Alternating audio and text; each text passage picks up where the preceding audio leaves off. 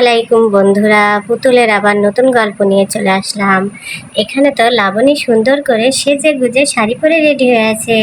ঈদের তৃতীয় দিন লাবণীরা যাচ্ছে লাবণীদের বাসায় দাওয়াত খেতে। লাবণীর ভাবি লাবণীদেরকে ফোন করে দাওয়াত দিয়েছে, আর এখানে তো ফাতেমা টুম্পার চুল বেঁধে দিচ্ছে। ও মা, হয়েছে, আমাকে ছাড়ো তো। কখন থেকে আমাকে সাজিয়ে দিচ্ছে, এখন হয়েছে। মাথার চুলে যে ক্লিপ মেরে নিয়েছি, কত সুন্দর দেখা যাচ্ছে আমাকে, তাই না মামি বলো? হ্যাঁ হ্যাঁ, টুম্পা সোনাকে তো অনেক সুন্দর দেখা যাচ্ছে। ওই দেখো, মামি বলেছে আমাকে অনেক সুন্দর দেখা যাচ্ছে। চুলগুলো আমার একদম ছিঁড়ে দিলে, সে তখন থেকে আমার চুল বেঁধেই যাচ্ছে। আমি আজকে যাবো জুইয়ের সঙ্গে দেখা করতে। বাবা, রেডি হয়ে বসে থাকলাম, আপনার ভাই দেখেছেন এখনো আসলো না। আপু এত দেরি করে না, আর রেডি হয়ে গরমের ভিতরে বসে থাকা তো অনেক কষ্ট। এখানে তো লাবণীকে অনেক সুন্দর লাগছে। ভাই সব সময় এত দেরি করে, কখন যে আসবে। হ্যাঁ তাই তো, তোমরা রেডি হয়ে বসে থাকলে, যাই হোক সাবধানে যাও। আপনাদেরকে বললাম চলেন আপু। না না, আমি আর যাচ্ছি না, তোমরাই যাও। সঙ্গে আবার এই টুম্পা তাল ধরেছে। তামিম মুন্নাকেও দিতে বললাম না। না না, তামিম মুন্না আর যাবে না, তোমরাই যাও। অতজনকে নিয়ে আবার জয়সোনাকে নিয়ে আসবে কিন্তু। আচ্ছা আপু, নিয়ে আসবো। এই কথা বলতে বলতে আব্দুল রহমান চলে আসে। কই গো, হয়েছে? হ্যাঁ হ্যাঁ, আমরা তো সে কখন থেকে রেডি হয়ে বসে রয়েছি। ও মামু, তোমার আসতে আবার এত দেরি হলো কেন গো? আমি তো কখন থেকে রেডি হয়েছি। তাহলে মা, আমরা আসি, তুমি থাকো ভালোভাবে। আপু থাকো, আমরা আবার বিকেলেই চলে আসবো। এরপরে তো আব্দুল রহমান আর সবাই মিলে বেরিয়ে পড়লো। আসো আসো আসো, আমি গেলাম শিগগিরই। তারপরে তো লাবণী তার শাশুড়ি মাকে বলে যাচ্ছে, মা তাহলে আমরা আসি। আপু সাবধানে থেকো। মা সাবধানে থাকুন। আচ্ছা বৌমা, ভালোভাবে দেখে শুনে যাইও। আর টুম্পার একটু দেখে রাখো, ও অনেক ছটফটি তো। না মা, টুম্পা অনেক ভালো আছে, ও কোনো রকম দুষ্টামি করবে না, আমি ওকে ঠিক দেখে রাখবো। আচ্ছা বৌমা, ঠিক আছে, সাবধানে যাও। ঠিক আছে, সাবধানে যেও। এরপরে তো লাবণীরা সবাই মিলে বেরিয়ে পড়লো। চলো মামি চলো, দেরি হয়ে যাচ্ছে, আমাকে কোলে নাও। চলো চলো। এরপরে তো লাবণী টুম্পা সোনাকে নিয়ে বেরিয়ে পড়লো। সাবধানে যেও টুম্পা, তুমি কিন্তু দুষ্টামি করো না, ভালোভাবে থেকো। বাবা, আমি সবগুলো এবার গুছিয়ে নিই, ওরা তো বেরোলো। এদিকে তো লাবণীর বাপের বাড়িতে তার ভাবি বসে রয়েছে, লাবণীদের জন্য অপেক্ষা করছে। ও কত বেলা হয়ে গেল, রান্না বাড়া সকাল থেকে শুরু করে বসে রয়েছে, এখনো আসলো না। সব জিনিস ঠান্ডা হয়ে যাবে। আমি ভাবলাম সকাল সকাল চলে আসবে, এসে তো থাকবে না। বিয়ে হয়তো একটা দিনও তো আমাদের বাড়িতে থাকতেই দেয় না। ও মাম্মা, পুপি কখন আসবে? পুপির আসতে এত দেরি কেন হচ্ছে? আমি রেডি হয়ে বসে রয়েছি, কত সুন্দর করে সেজেছি। পুপি আসবে, টুম্পা আসবে, তাই না মা? আমার কি আনন্দ হচ্ছে, আমার পুপি আসবে। হ্যাঁ হ্যাঁ, তোমার পুপি এক্ষুনি চলে আসবে। ও, আমি তাহলে রাস্তায় যেয়ে দেখি পুপি আসছে নাকি, ঠিক আছে? আচ্ছা তুমি দেখো। এই বলে তো জুইসোনা রাস্তার দিকে গেল। এর কিছুদিনের মধ্যেই তো লাবণী ঢুকে পড়ে জুইকে কোলে নিয়ে। ও মা মা, দেখো পুপি চলে এসেছে। ও মা, লাবণী কতদিন পরে দেখলাম। ভাবি তুমি কেমন আছো? এই তো আল্লাহ রাখছে, তুই কেমন আছিস? ভালো আছিস তো? সুখবরটা শুনে আমি যে কি খুশি হয়েছি। সুখবরটা শোনার পরে আমি তোর ভাই অনেক খুশি হয়েছে। আর বলো না ভাবি, সবাই অনেক খুশি হয়েছে, ওই বাড়ির লোক তো অনেক খুশি। তাই তো। তা আমাদের জামাই কই? আর টুম্পা নিয়ে আসছিস, টুম্পা কই?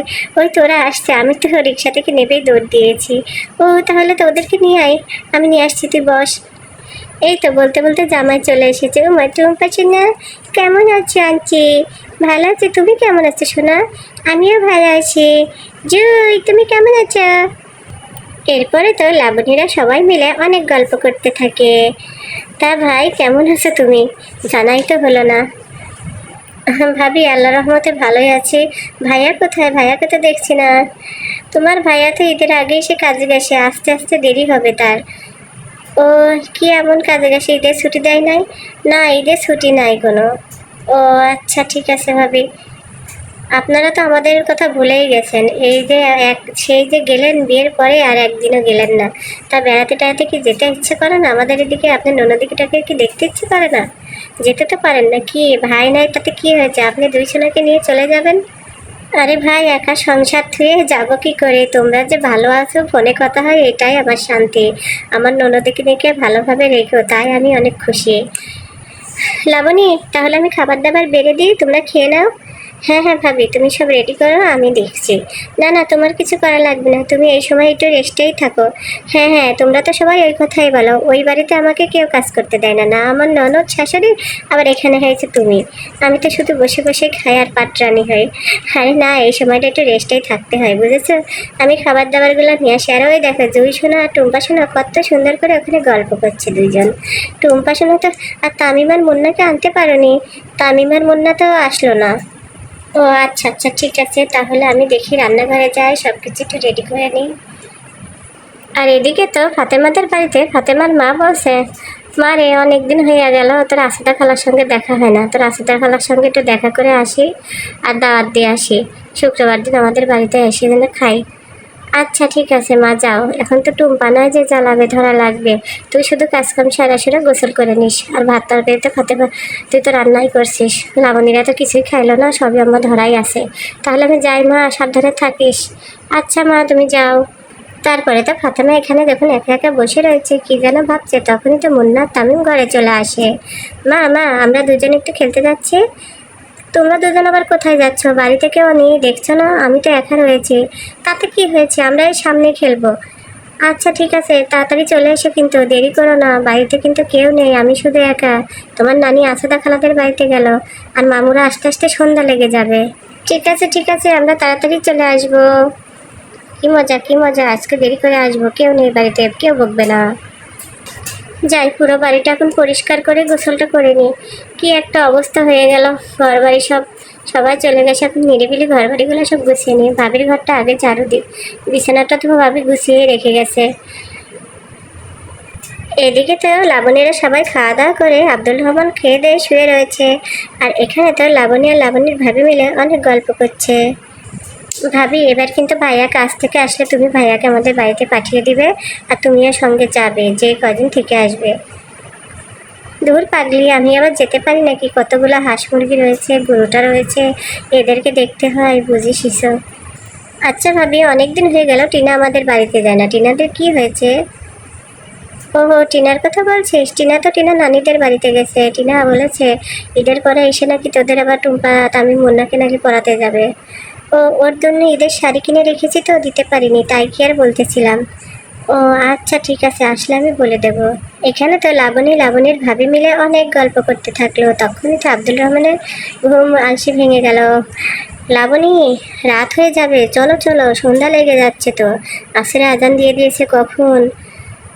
এই তো যাবো, কতদিন পরে আসলাম না, যেতে ইচ্ছা করছে না। আজকে থাক না ভাই, না নিয়ে গেলে হচ্ছে না। কতদিন পরে এসেছে, আমি তো ভাবলাম আজকে থাকবে। না না, আজকে থাকলে হবে না ভাবি, আমার সকালেই দোকানে যেতে হবে, অনেক কাজ আছে। টুম্পা সোনা, জুই সোনা, চলো আমরা এক্ষুনি বেরিয়ে পড়বো। এই কথা শুনে তো লাবণীর মনটা অনেক খারাপ হয়ে গেল, সে চলে যাবে এক্ষুনি। চলো চলো চলো ভাবি, তাহলে আপনি কিন্তু ভাই আসলে এবার যে আমাদের বাড়িতে 10 দিন থাকবেন বলে দিলাম। আর আমি রিক্সা দেখি, তোমরা রেডি হয়ে বের হও, সন্ধ্যা লেগে গেলে আবার রিক্সা পাওয়া যাবে না। লাবণীরা তো এখানে রেডি হয়ে চলে যাচ্ছে। তাহলে বন্ধুরা, আমাদের গল্প যদি ভালো লাগে অবশ্যই আমাদের চ্যানেলটি সাবস্ক্রাইব করে পাশে থাকবেন। আল্লাহ হাফেজ বন্ধুরা, চলে গেলাম ভাবি, তুমি কিন্তু যাবে। এই বলে তো পুতুলের গল্প এখানেই শেষ হয়ে গেল। আবার নতুন গল্প কালকে দেখতে পারবেন। আল্লাহ হাফেজ।